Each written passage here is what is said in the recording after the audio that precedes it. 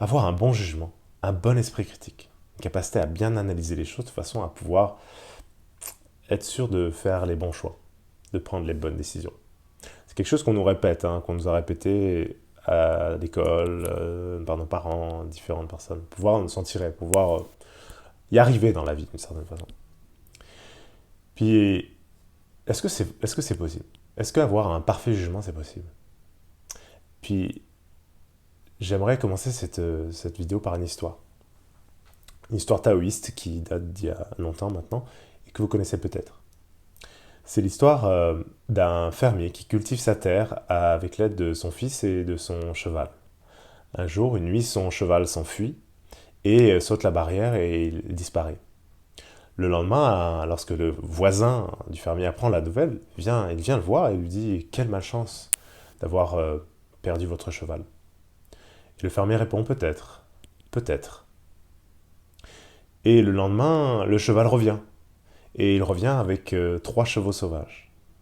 Et le voisin, lorsqu'il apprend cette nouvelle, vient voir le fermier et lui dit: mais finalement c'est extraordinaire, parce que vous avez 3 chevaux gratuitement.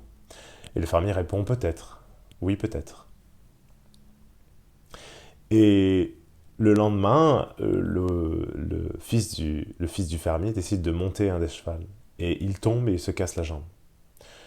Et encore une fois, le voisin qui entend la nouvelle vient voir le fermier et lui dit: ah, c'est bien malchanceux, c'est bien malheureux ce que vous avez.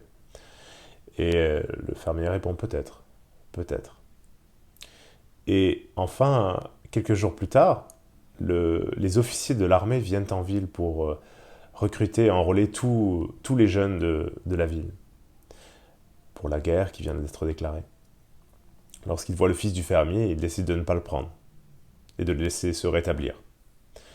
Et en apprenant la nouvelle, encore une fois, le voisin vient voir le fermier et lui dit: finalement, tout se finit bien, c'est extraordinaire que votre fils puisse échapper à la guerre. Et le fermier répond: peut-être, peut-être. Et qu'est-ce que la posture du fermier illustre dans cette histoire? Qu'est-ce qu'on peut en tirer? Eh bien, ce que je trouve intéressant là-dedans, c'est que le fermier se rend compte que le bon jugement est impossible. Et que donc, en conséquence, il préfère dire peut-être que et je ne sais pas, plutôt que oui, c'est une bonne chose, ou non, c'est vraiment plate. Et en fait, ce qui est intéressant dans cette affirmation que le jugement est impossible, c'est de regarder quels sont les faits, finalement, par rapport à ça. Parce que pour faire un bon jugement, pour s'assurer que notre jugement est le bon, il faudrait qu'on soit conscient d'un nombre de données inconcevables, si on regarde bien. Des données qui viennent du passé, qui viennent du présent et qui viennent du futur aussi, si on devait faire un bon jugement. Du passé, parce que on a été élevé avec certaines perspectives dans une culture, dans une famille, à une certaine école, avec des gens qui nous ont entourés. Et tout ça, ça a développé une certaine personnalité chez nous, une perspective, des façons de voir les choses différemment, et qui font en sorte qu'un jugement qui pourrait être considéré comme bon à un moment donné pour nous, pourrait être considéré comme complètement imbécile, par exemple, pour quelqu'un d'autre, ou mauvais, d'une certaine façon. Et donc ça, c'est pour le passé. La perspective qu'on a est teintée. Notre interprétation est teintée. La deuxième, c'est le présent. On a des faits qui nous sont donnés aujourd'hui, puis qui font en sorte que, avec notre perspective passée, ben, on va les interpréter d'une certaine façon et se dire alors que prendre cette décision ou faire ce choix ou avoir ce jugement, ben, c'est la bonne façon. Comme on l'a vu, ça ne fonctionne pas. Et le troisième chose, c'est le futur. Pourquoi le futur? Parce qu'il faudrait que, pour que le jugement soit le bon, soit parfaitement juste, il faudrait on soit capable de comprendre l'impact de notre jugement sur toutes les personnes qui vont être touchées par ce jugement et toutes les choses qui vont être impliquées dans ce jugement. Et pour s'assurer que ça soit juste pour toutes ces personnes-là, il faudrait qu'on soit capable de voir dans l'avenir d'une certaine façon. Et de prendre en considération toutes ces choses-là. Donc, c'est, on s'entend pour dire que c'est impossible.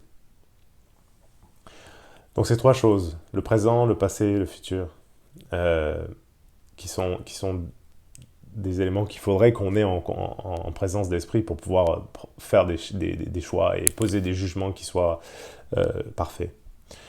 Donc qu'est-ce qu'on fait avec ça? Parce qu'on a on a besoin quand même d'avancer dans la vie.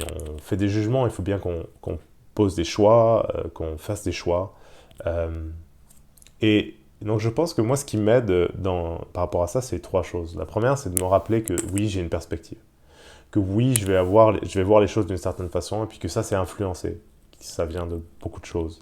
Et donc de prendre un moment pour pouvoir jouer un peu avec ces perspectives. Dire, tiens, ok, c'est comme ça que je vois la chose, et si je la voyais comme ça, imaginons à travers les yeux de cette personne, euh, qu'est-ce que je verrais de différent? Qu'est-ce qui serait disponible? C'est quoi les autres possibilités qui s'ouvriraient si je regardais avec une autre perspective?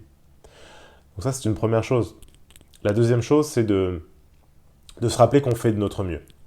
C'est un des 4 accords Toltec que vous connaissez peut-être, mais faire de son mieux, c'est de se rappeler que ben, ce qu'on fait, on va le faire avec les données qu'on a, avec notre perspective, avec les choses qu'on a, avec notre capacité à voir les choses différemment aussi, mais on va faire ce qui va être fait. Et on va pas faire ce qu'on va pas faire.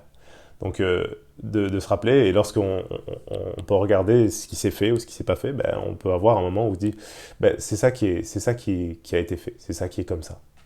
Donc prendre un moment de recul, d'une certaine façon, se rappeler que dans le moment, on fait de notre mieux, et dans chaque moment, on a fait de notre mieux. Et, euh, et donc ça, c'est important à regarder, prendre ce recul, un peu cette notion d'équilibre, d'équanimité par rapport à ce qui est vu. Et la troisième chose, c'est la gratitude, je pense. Cette capacité à observer les choses, puis à se rappeler de ce qu'on peut apprécier, du moment, de la situation. Et donc en se reconnectant avec cette gratitude, cette appréciation pour ce qui nous est donné, on peut faire des choix qui vont être peut-être plus ancrés, plus alignés avec avec ce qui est vraiment important. Se rappeler cette question, qu'est-ce qui est vraiment important là-dedans? Qu'est-ce qui est vraiment important finalement pour moi? Et qu'est-ce qui est à quoi je peux avoir, pourquoi je peux avoir de la gratitude dans le moment.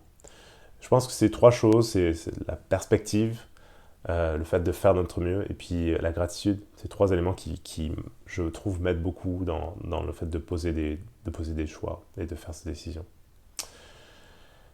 Voilà, je vous souhaite une très bonne journée, j'espère que cette vidéo vous aura plu.